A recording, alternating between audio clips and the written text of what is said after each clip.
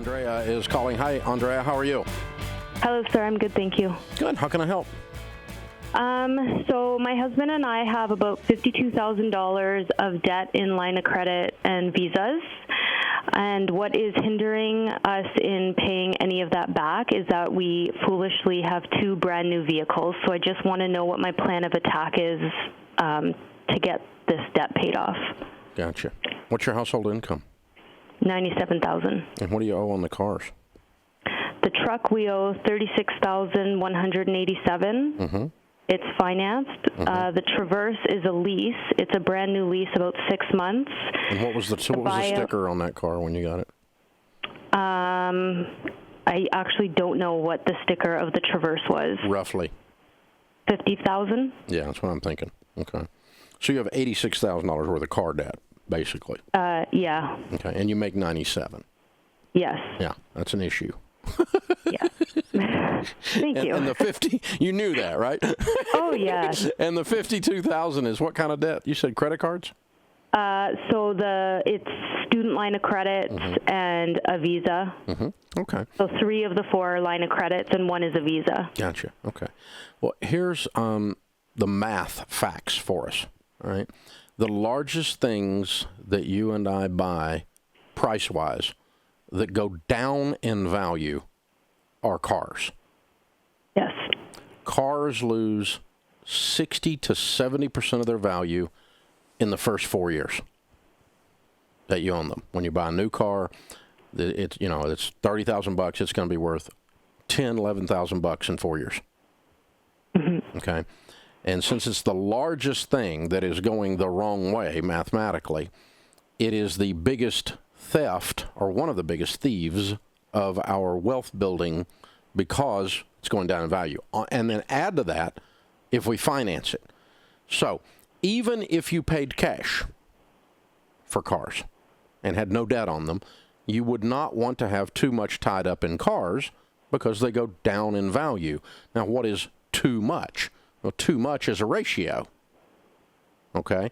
It's a ratio of, your income, which is your wealth building tool, in your case, $97,000, to the cars. So what we have figured out and run numbers on is if you have vehicles, paid for or not, and this is anything with an engine in it added together, cars, trucks, motorcycles, sea-doos, boats, lawnmowers, tractors, whatever, added together, they all go down in value.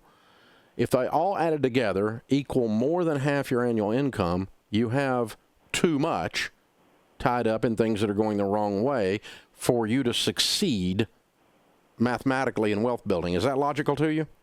Absolutely, yeah. Okay. And so that's where you are. Not only is this debt choking you to death, but you have $86,000 in cars, and you should have no more than about $45,000 in cars.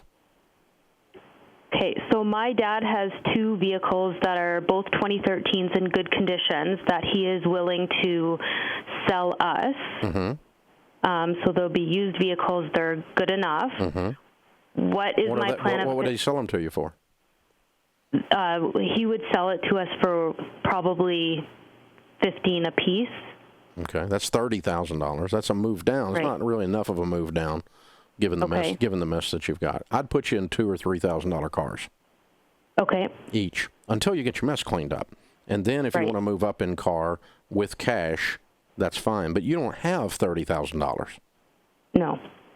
And so you can't. You got to stop borrowing money to buy cars, and you got to stop buying vehicles that total more than half your annual income. And that's not a Dave thing. That's a math thing. Right. And so if I were in your shoes, is how I answer questions on this show. I'm going to use that set of material, that set of content you and I just talked about, that set of facts that we just talked about, in order to make my decision if I'm in your shoes. And that means I'm selling both of these cars and as soon as possible, and I'm getting 2 $3,000 cars that I pay cash for. And then I'm going to get out of debt, and then I'm going to build my emergency fund, and then I'm going to pay cash to move up in cars. But that is all going to take you 3 years. Okay. That's what if you run the math out, how quick can you pay off 52, making 97 if you don't have these cars? Right. A year and a half, and then you got to build up your emergency fund, and then you got to save up to move up in cars. So you're driving junkers for between 2 and 3 years, hoopties, in order to get your life back. Yeah. Because think about it. If you had no payments at all except a house payment, wow. It's a completely different place. Your chest isn't as tight, your stomach's not in your throat, your back doesn't hurt, your neck isn't stiff when you go to bed, and all of those things happen because of the amount of debt you guys have right now. This is just not fun. Mm-hmm. It's a bad place you're in, and I'm sorry, but that's exactly what I would do. You're in a very radically bad situation, and so the prescription or the antidote is radical. Okay. Because when you move from $86,000 in cars to $6,000 in cars, some of your friends or your parents are going to think you've lost your freaking mind. But here's when you lost your mind, when you bought these things. So this is radical. This is radical. But it really is a radical mess. And so it's going to require a radical solution to the problem. So now here's what's interesting as we think about that. I was with a guy the other day. He goes, "You don't like me." And I'm like, "Who are you? How do I know I don't like you? How do you know I don't like you? I don't remember meeting you." And he said, "Well, I'm a new car dealer." And I said, "I'm not mad at new car dealers. I bought 2 new cars last year. I don't tell you not to buy a new car after you've got a net worth of $1 million or more. You can buy a new car if you want, but pay cash for it, and it needs to be the total of all your vehicles equals less than half your annual income." And so, I mean, just think that through, okay? And so, or, it needs to be a small percentage of your net worth, okay? I've got a friend of mine that just bought a $425,000 car. Now, I'm from Antioch, Tennessee. That blows my freaking mind. I can't get my head around that, okay? But he's worth $1 billion. He's a billionaire, okay? So let me give you the ratios. A billionaire buying a $425,000 car is like a millionaire buying a $425 car.